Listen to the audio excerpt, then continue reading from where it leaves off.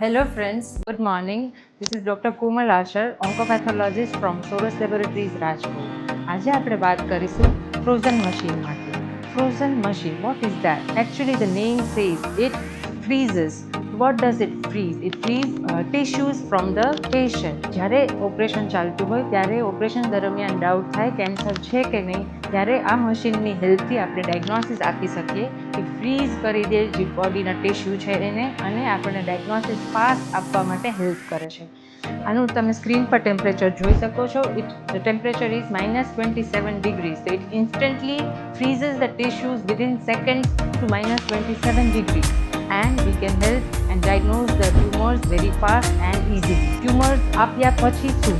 પછી margin status હોય છે, જેથી કે કેન્સર છે તો કેટલી માર્જિન ડિસ્ટન્સ પર છે, એ બી આ મશીનની હેલ્પથી આપણે પેશન્ટને કેન્સર સર્જનને આપી શકીએ છીએ, જેથી એમને ખબર પડે કે કેન્સર સર્જરી આગળ કરવી કે પછી ઓપરેશનને બંધ કરી દેવું. એમ કરીને આપણે પેશન્ટ અને કેન્સર સર્જન બંનેને હેલ્પ કરીએ છીએ.